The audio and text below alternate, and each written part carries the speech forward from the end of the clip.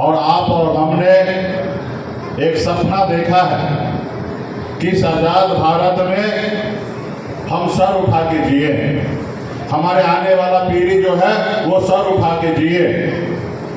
इस आज़ाद भारत में अगर आप चाहते हैं कि आपके बच्चे आने वाले समय में सर उठा के जिए, तो इसके लिए मात्र 2 काम करना है। एक रोटी कम खाइए, लेकिन अपने बच्चे को पढ़ा लिखा के शिक्षित बनाइए। जब तक हमारा समाज शिक्षित नहीं होगा तब तक समाज आगे नहीं बढ़ेगा। और दूसरा, अपने अधिकार के लिए संघर्ष कीजिए, लड़ाई लड़िए।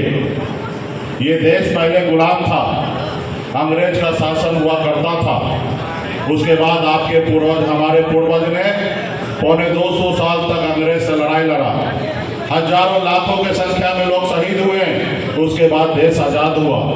और आज़ाद भारत में पहले राजा के घर में रानी के कोख से बच्चा जन्म लेता था तो वो राजा बनता था।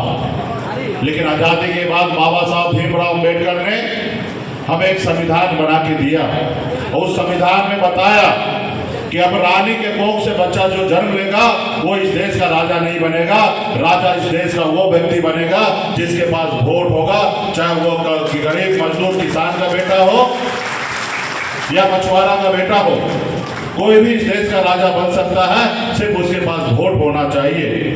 आपको वोट का अधिकार मिला साथियों। आज उसी के वोट के दम पर आदरणीय लालू प्रसाद यादव जी जैसे नेता राज्य का मुख्यमंत्री बने। आज वही वोट के दम पर उत्तर प्रदेश में दलित की बेटी मायावती जी मुख्यमंत्री बनी 4 बार।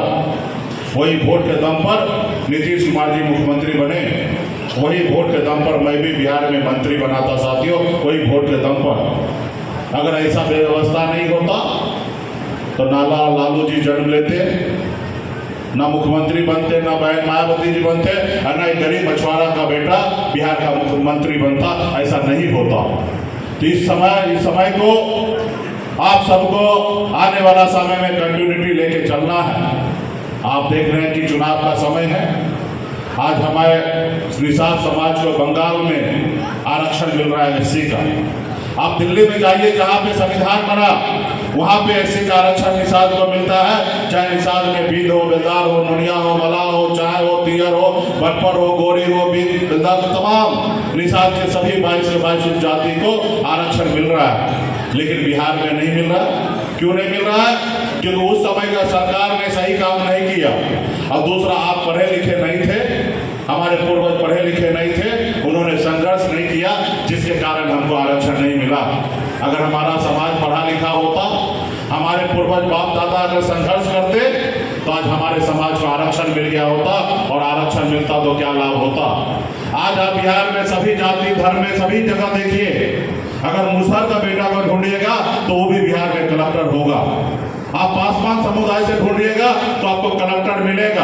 आप राम समुदाय से ढूंढिएगा तो कलेक्टर मिलेगा।